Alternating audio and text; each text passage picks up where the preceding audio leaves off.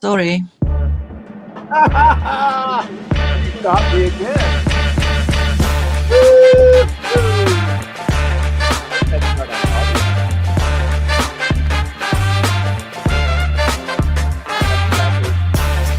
There you go.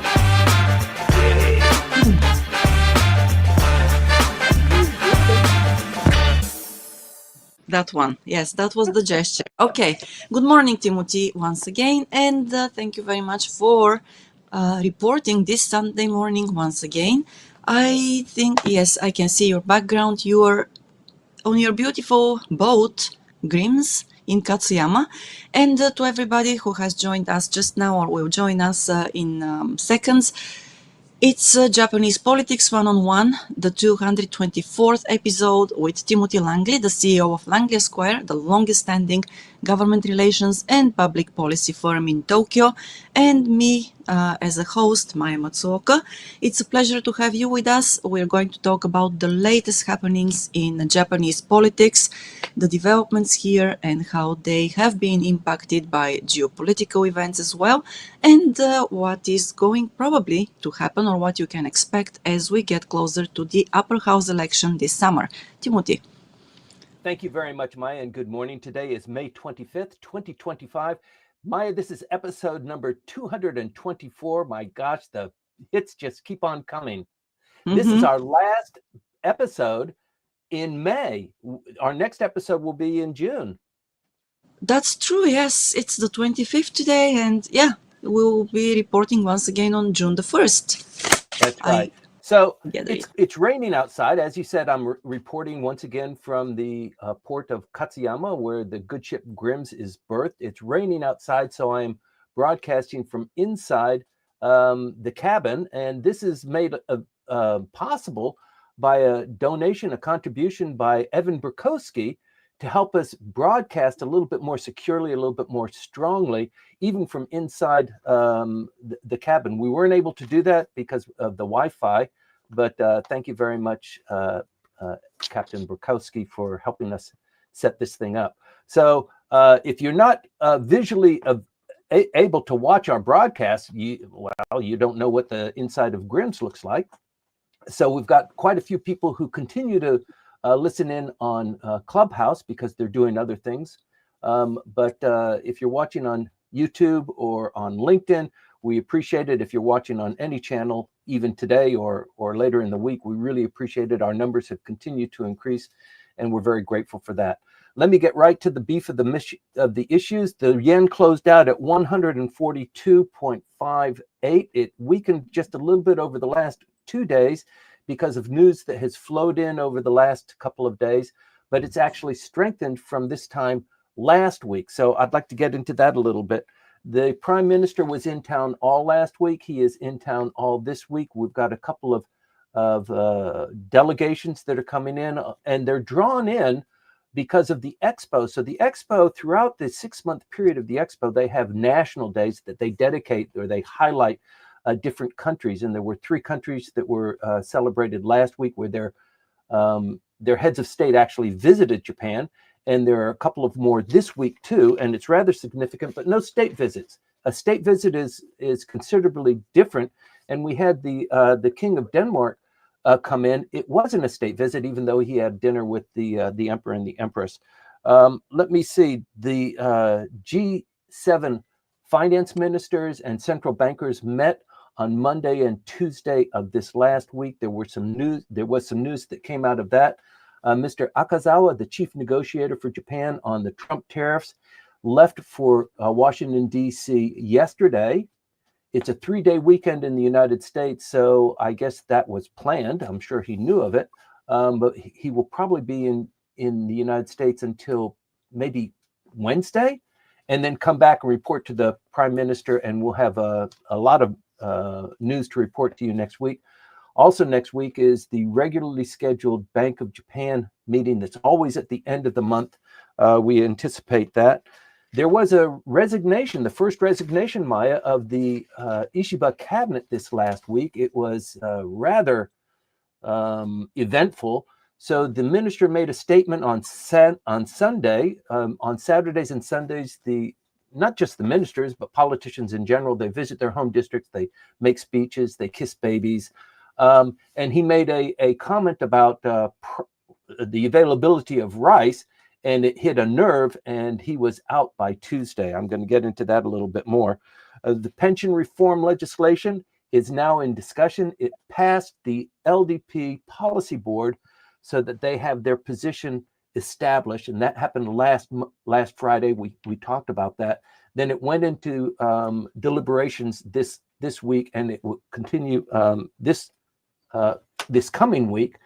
It only has less than 20 working days in the diet to pass one way or the other. And you might remember that the Constitutional Democratic Party said, if you don't push this bill forward for us to discuss it, we're going to support a no confidence motion. They passed that this time last week. And now the demand is, if you don't accommodate our issues, we're going to, so this no confidence motion threat is it just keeps looming over and over.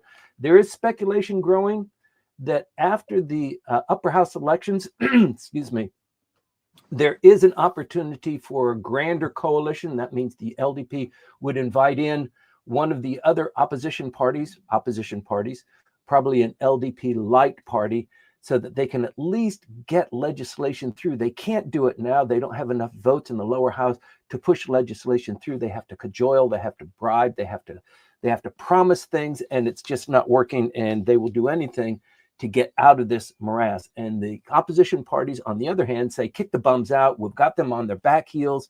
Let's join together. Let's make sure that we win in the upper house election. Let's maybe force through a no confidence motion so we can have a double election.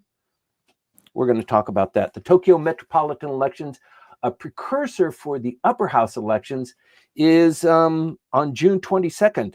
So today is the 25th. That's less than 25 days away. So 280 candidates for 127 seats. A lot to look forward to there. Let me see. The budget committee this last week has insisted that Hakubun Shimomura, who was one of the Gang of Five in the Seiwakai, who decided, let's just forget about what Mr. Abe said because he's dead now. Let's go back to that nice, comfortable process that we had where we would share the money that we were collecting from the Benkyokai. He has been summoned to testify, and that is, I already said precursor. It is a potential precursor for others in the Gang of Five to also show up, and this is just too pregnant to avoid.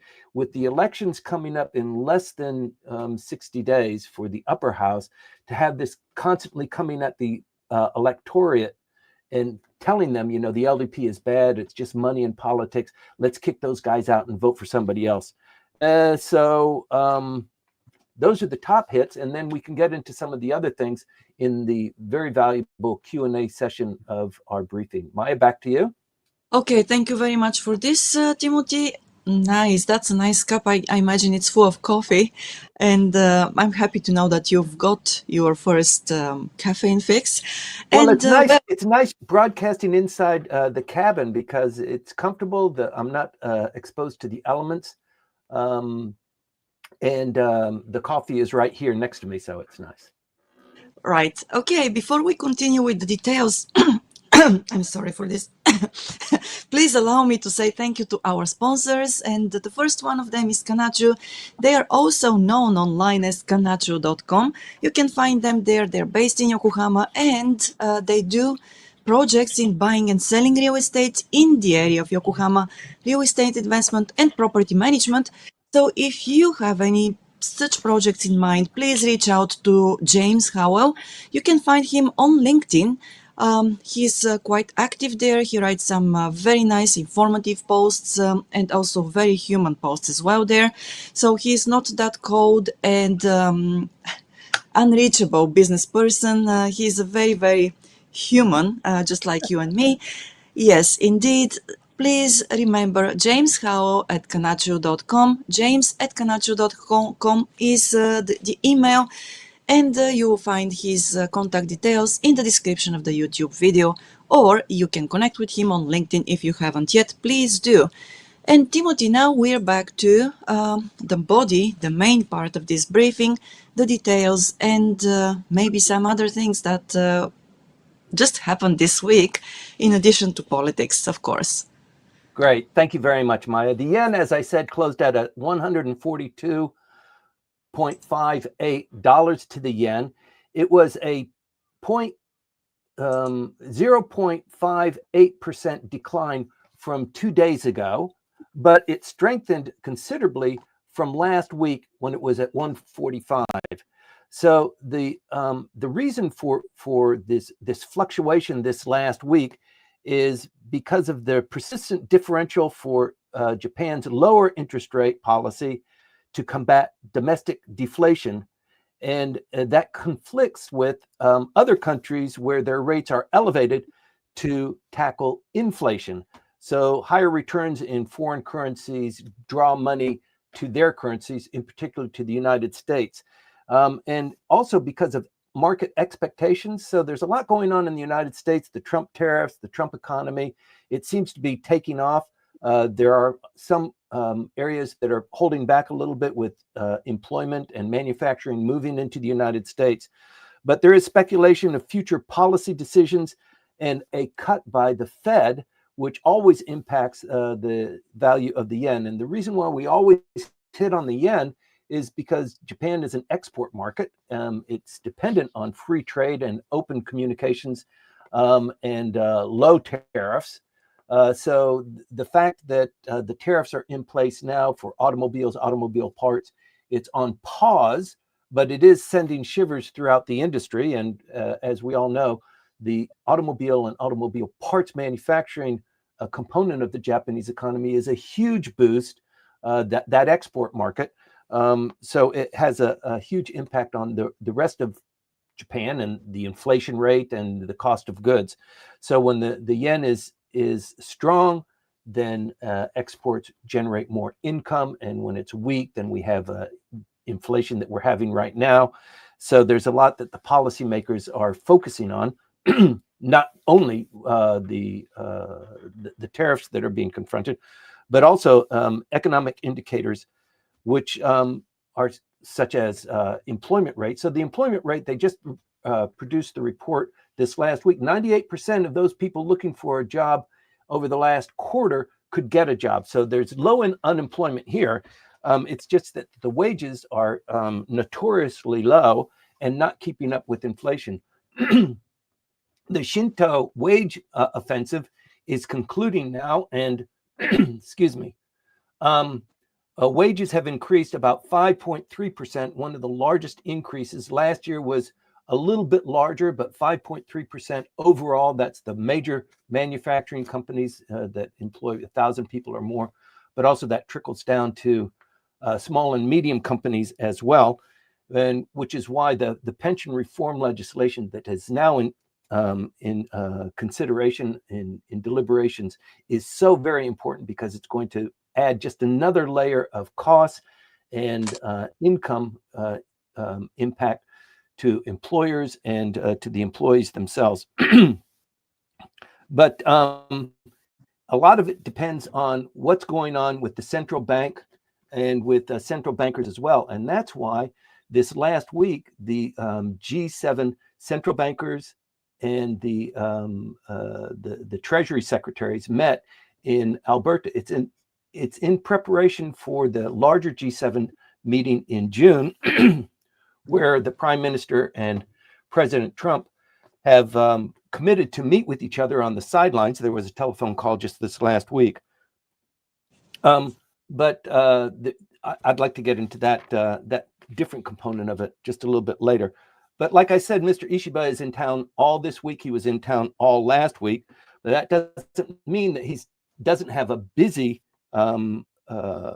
diplomatic schedule that he must attend to as well. President Alexander Van der Bellen from Austria visited to attend the Expo and Austria's National Day. It wasn't a state visit, but he came with a huge delegation. President Tamás Suluk from Hungary was here once again. That was on Tuesday for their National Day at the Expo.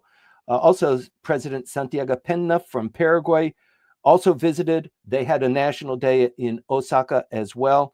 And on Friday night, there was a 40-minute telephone conversation between Mr. Trump and Mr. Ishiba. This was a telephone conversation, interestingly enough, that was triggered by Mr. Trump. We need to talk. Can I have 45 minutes of your time? I want to talk about certain things about the G7, about moving forward, about the tariffs, about Mr. Akazawa coming to Washington D.C. This tomorrow. He left on Saturday, in fact. So they had a good conversation, just kind of teeing up another meeting that they're going to be having. They did commit to meeting on the sidelines for the G7 leadership meeting. Today arrives the Prime Minister from Montenegro. Montenegro also has a national day on the Expo. And also Wednesday, King Willem-Alexander from the Netherlands visited. The king visited. He had dinner with the emperor and the empress. It's not a state visit. A state visit is very different from one of these courtesy calls. The prime minister didn't have any role in the meeting with the king, but Netherlands and Japan has a long history, 350 years. They're going to be celebrating their diplomatic relations. So it's a pretty big deal. I think the prime minister has already visited the Netherlands recently, and there's a lot of trade and diplomacy going on there. But as far as I could tell, there was no role for the prime minister while the king was in town. And he spent most of his time in Osaka and Kyoto, visiting the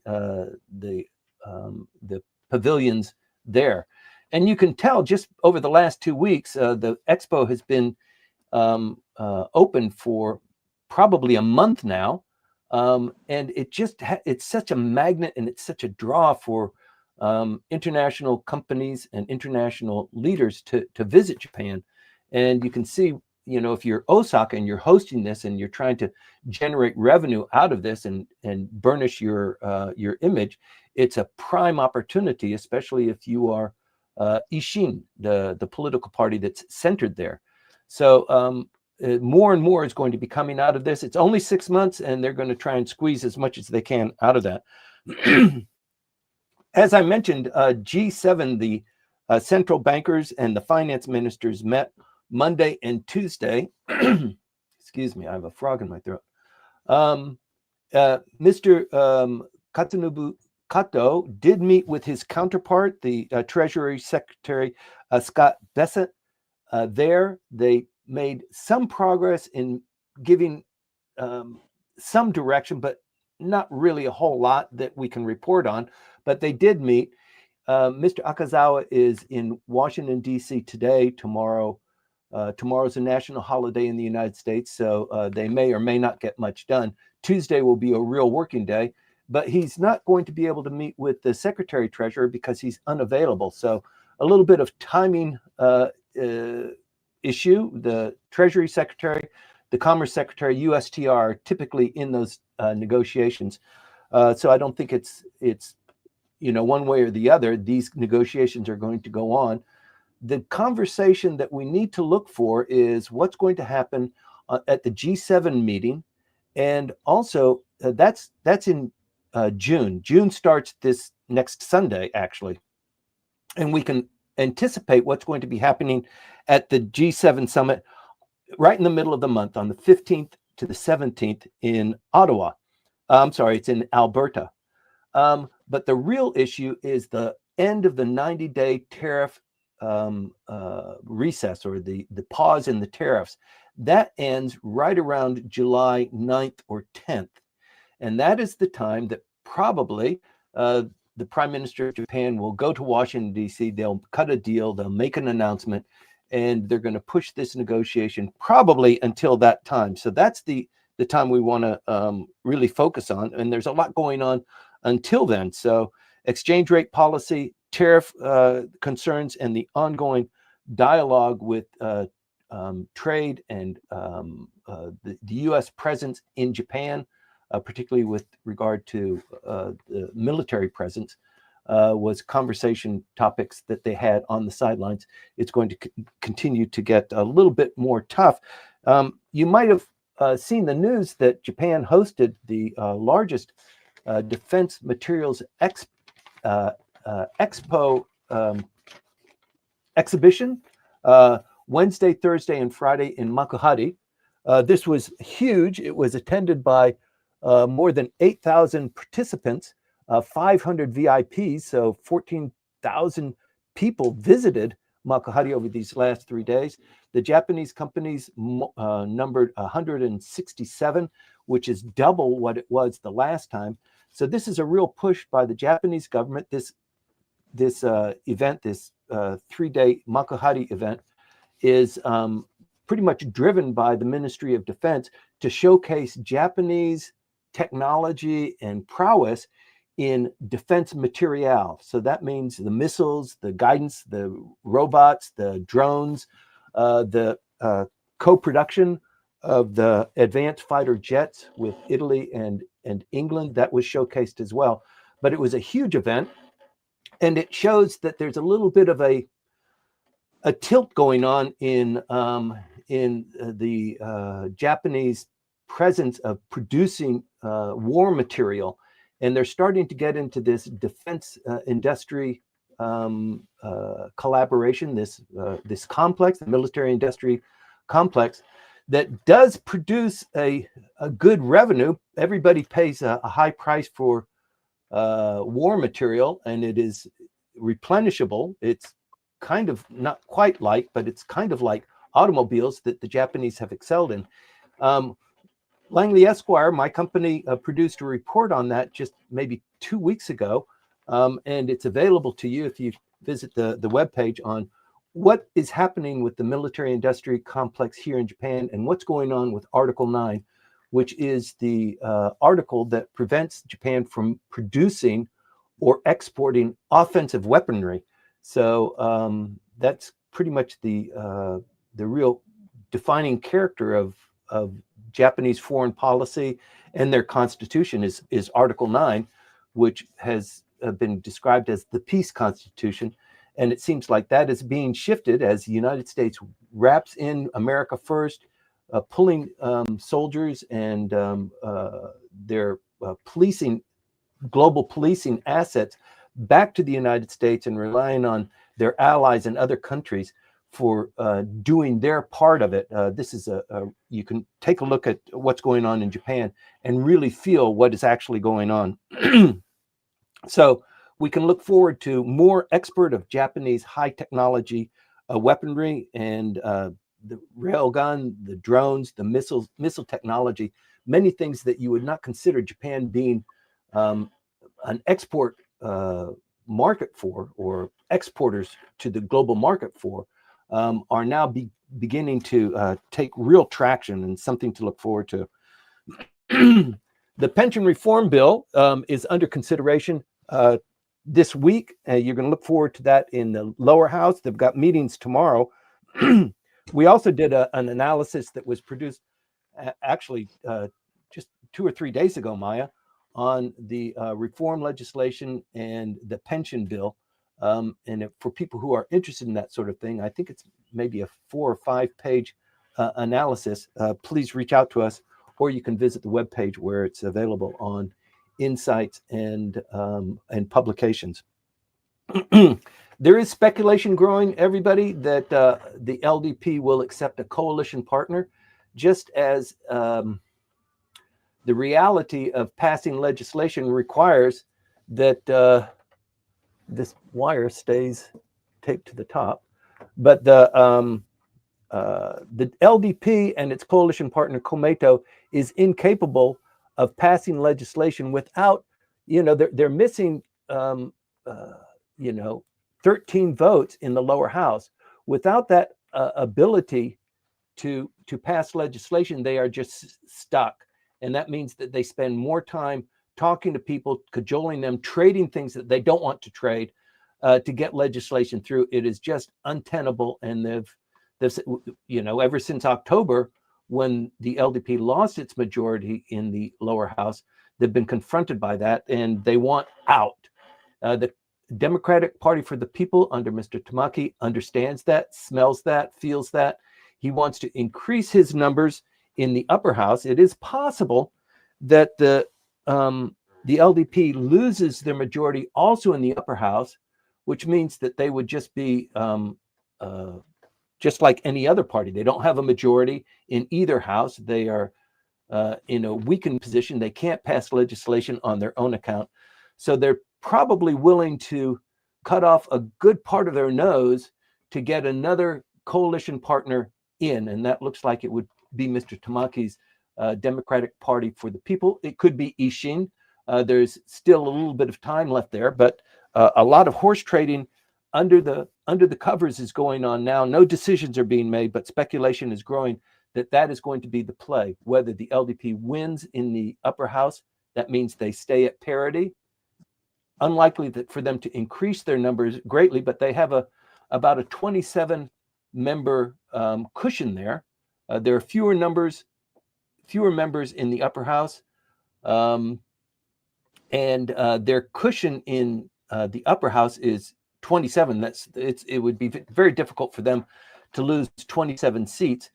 But still, the real kingpin here is the lower house. The lower house is the one that really defines how legislation is baked, and it defines how the budget is cut. So without that majority in the lower house, even with the coalition partner Komeito, it is very difficult for them to get anything done. They don't want to do that anymore. They want to move forward. Tokyo metropolitan elections are for June 22nd. That is just right around the corner. Let me see. There are 127 seats. Right now, they haven't collected all of the candidates. You have to submit who you're going your candidacy for running, either as an independent or under some sort of rubric of representing a party. As it stands right now, 280 people will be running for that.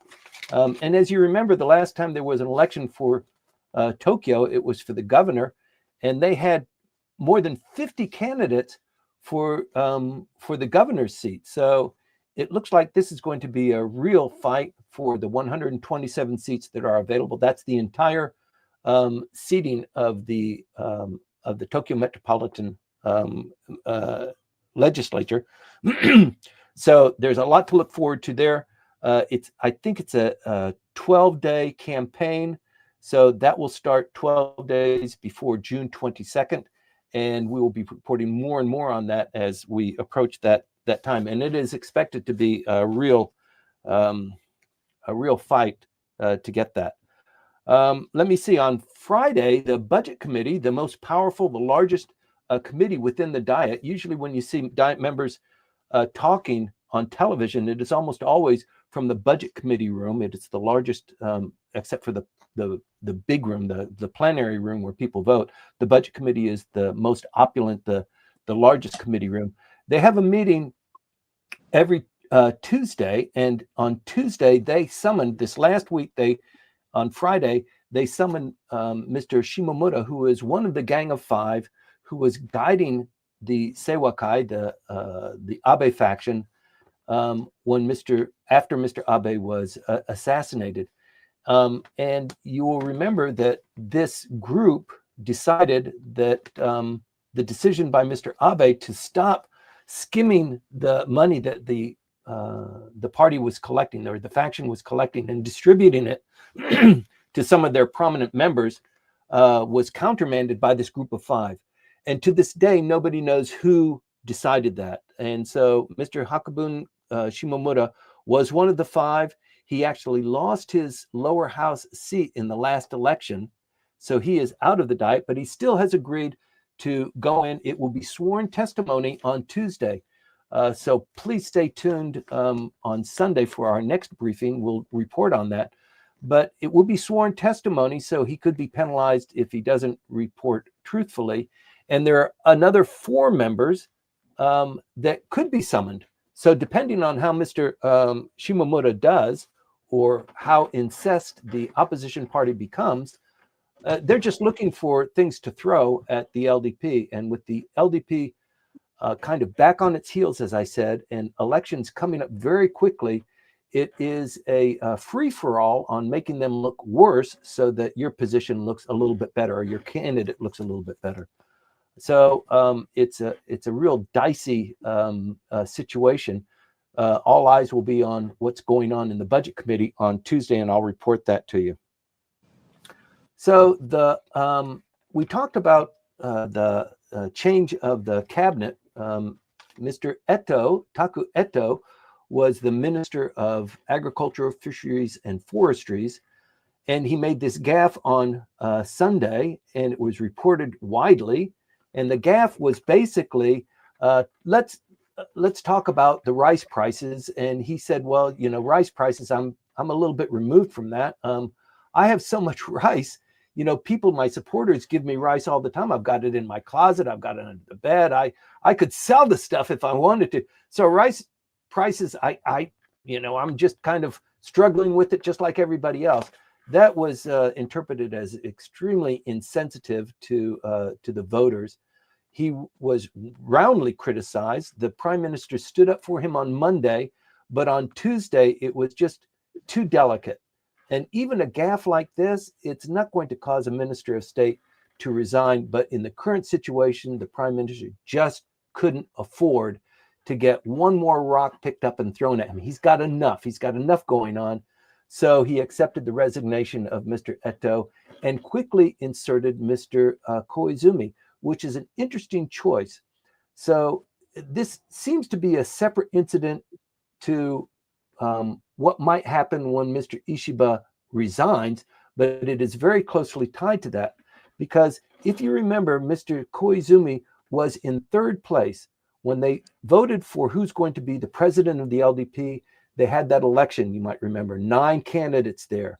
And Mr. Koizumi, Konotaro was a candidate, Sanai Takaichi was also a candidate, and Mr. Ishiba. There were 2 rounds. And in the first round, Mr. Ishiba was not number 1. Sanai Takaichi was number 1. Ishiba was number 2. Shinjiro was number 3. So if the same thing happens now, let's say that there is an election for the upper house, whether the upper house is the LDP does well, or it holds it at par, or it does worse, the money is on the new prime minister. They're going to change Mr. Ishiba. It looks like it's going to happen like that. And who is going to be in charge, or who's going to be running in that election? More likely than not, it'll be the same 9 or maybe 10. So don't forget that when the Seiwakai brouhaha blew up and people were putting money in their pockets and they reported, and then the Secretary General of the LDP says, you have to report, tell us how much money you got over the last 2.5 years. This has been going on for 15 or 20 years, but let's just say over the last 2 years, how much money did you get and how did you spend it? Everybody complied with that, and the vast majority of people who were doing it were in the Abe faction. There were other people that were doing it in other factions. They saw that this technique worked. People were generating a little bit more money. They were closer to their party. So it's a cool thing to do if you can get away with it. So there were a lot of people that were lambasted for that. Very few resignations, and even fewer criminal complaints that were filed. In any event, there were 4 members of the Seiwakai who were punished and said, you can't hold a party post, you can't have a cabinet position for 1 year because of this, you bad boy, right? That year has ended. And so not only are you going to have the 9 candidates, but you could have some of those very popular politicians who were implicated in the scandal also running for prime minister. That means Mr. Nishimura, Mr. Hagiura from the Tokyo district, both very influential, very powerful politicians, even in light of the fact that they were implicated for sticking money in their coat jackets. They're still influential members of the parliament. So it is not the end of the song for them. So that's going to happen. So the question becomes, in the event that that happens, Mr. Ishiba will not run. Mr. Ishiba in the first round received 154 votes. Sanai Takaichi won 181 votes, and Mr. Koizumi got 136 votes. So without Mr. Ishiba running, you've got his 154 votes. Where do they go? And also, Sanai Takaichi against Koizumi, last time, there was some dynamics going on there. But now, Mr. Koizumi, as Minister of Agriculture and Fisheries, he's prominent. This last week, the newspapers were all about Shinjiro. So the fact that he might run against, he will run against Sanai Takaichi, who is probably the front runner, or she was the front runner until Monday. Now it's a real game. Is it going to be Sanai Takaichi? Is it going to be Koizumi? What about Konotara? What about Taku? All of these people who are contenders, now they have to contend with the fact that Mr. Koizumi is looking really good, strangely enough, because of this gift he was given by the Prime Minister. So we don't have a whole lot of time before that election occurs. First of all, it will be the Tokyo elections. Quickly thereafter, the upper house elections. I don't think there'll be a vote of no confidence. There's not going to be a double election. If there was going to be a double election, we would have to know by Tuesday of next week. And the momentum, the precursors are not there. So I don't think there'll be a vote of no confidence of such magnitude that would trigger a double election. So it'll just be the straight election. The Tokyo Metropolitan, which will influence the upper house election. And then after the upper house election, the LDP will figure it's time to switch horses. We need to do something else. We need to get a new prime minister. By that time, the Trump tariffs will have, the pause will have eclipsed. The prime minister will have met with Trump. They will have signed a deal. So that will be history. How that washes out, how the LDP does in the upper house election, who's going to be the candidate for the new prime minister. There's an awful lot going on. So I don't want to speculate too much, but it's always a point of keen interest in this program. I don't hit all of the issues. I'm not up to speed on everything, but I hope that satiates part of your appetite, and we can move into the other issues in the Q&A period and talk about those. And obviously there are people that are far more deeply involved in some of these issues than I am, so we can learn from them as well. So